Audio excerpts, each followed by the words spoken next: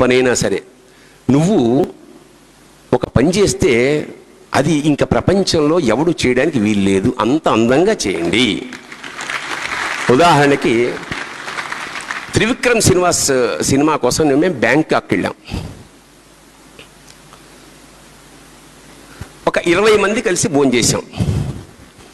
అందరూ కిందకి వెళ్ళిపోయిన తర్వాత నేను త్రివిక్రమ్ కిళ్ళి వేసుకుంటూ చూస్తున్నాం. ఒక ఆ కుర్రాడు వచ్చాడు, థాయ్ కుర్రాడు వచ్చి 22 ఏళ్ళు ఉంటాయి. వాడు 20 ప్లేట్లు ఒలికిపోయినవి, అన్నం మెతుకులు, చాలా మెస్సీగా ఉంది. వాడు నవ్వుతూ ఒక్కొక్క మెతుకు ఎత్తి ఒక్కొక్క ప్లేటు పెడుతుంటే నేను త్రివిక్రమ్తో అన్నా, త్రివిక్రమ్ వాడు అన్నం తినేసిన ప్లేట్లు ఎత్తున్నాడా, పెయింటింగ్ ఏమైనా చేస్తున్నాడా?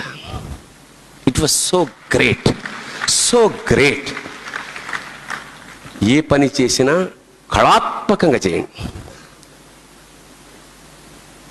అనుభవించండి, ప్రతి క్షణాన్ని అనుభవించండి. మనం టీ గబగబగబ, ఇప్పుడు ఆల్ఫా హోటల్లో టీ తాగే వాళ్ళని చూసారా? ట్రైన్ అటు వెళ్తుండే ఆరం ఎందుకు ఆ టీ తాగడం ఎందుకు? అన్నం బొగ్గు రైల్లో బొగ్గేసినట్టు కాదుగా రైల్లో అన్నం అంటే ఒక్కొక్క మెతుకుని ఆస్వాదించడం కోసం మనం ఎక్కడ వెళ్ళక పొద్దున్న లేచినప్పటి నుంచి పడుకునే వరకు నీ జీవితాన్ని నువ్వు అబ్జర్వ్ చేయి, నువ్వేం చేస్తున్నావు నీ పట్ల.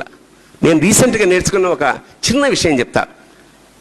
మనం బాత్రూంలో బట్టలు ఇలా వదిలేసి స్నానం చేసి తుడిచేసుకుని వెళ్ళిపోతాం కదా. మా అన్నగారు అబ్బాయి ఒకడున్నాడు, డాక్టర్ శ్రీనివాసన్ అని.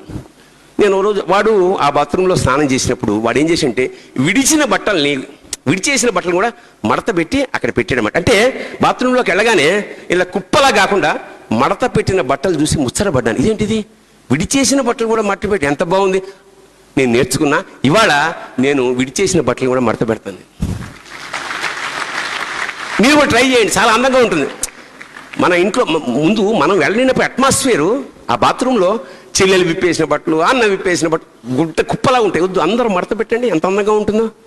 You live poetically. అన్నం తింటున్నప్పుడు దాన్ని ఏ పని చేస్తున్నప్పుడు నీ జీవితంలో పైకి రావడానికి కారణం ఏమిటి అని మహానుభావుని అడిగితే, నేను జుట్టు దూకుంటున్నప్పుడు జుట్టు గురించి మాత్రమే ఆలోచిస్తాను అన్నాడు. That's all. అదే సాధన, అదే ధ్యానం. ధ్యానం అంటే ఏమిటి? ధీ యొక్క యానము, ధ్యానము, కాన్సన్ట్రేషన్. పశువులు అన్నం తింటున్నప్పుడు, గడ్డి తింటున్నప్పుడు చక్కగా గడ్డినే తింటుంటాయి. మనం అన్నాన్ని గడ్డిలో తింటాం. దేవుడి పూజ చూస్తుంటే నాకు చాలా బాధ కలుగుతుంది. అసలు నిజంగా దేవుడు అనేవాడు ఉంటే వాడి చేతిలో చక్రం ఉంటే ఈయన ఖండించాలి. ఎందుకంటే నేను వెళ్ళాను, ఒక ప్రొడ్యూసర్ మంచి భక్తుడు, ఓ బుట్లు గిట్లు పెట్టేశాడు, హారతిస్తున్నాడు. ఫోన్ వచ్చింది,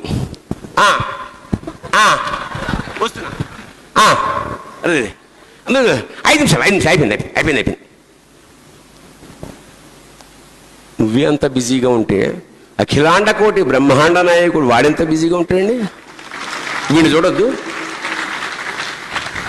ఎప్పుడైనా సరే పూజ చేయడానికి మొదలెట్టిన లగాయతు మనం ఓం కేశవ నారాయణ స్వామి 5 నిమిషాలు వచ్చేస్తా, రెడీ అయ్యే వాళ్ళు వెళ్ళాలి ఇక్కడ.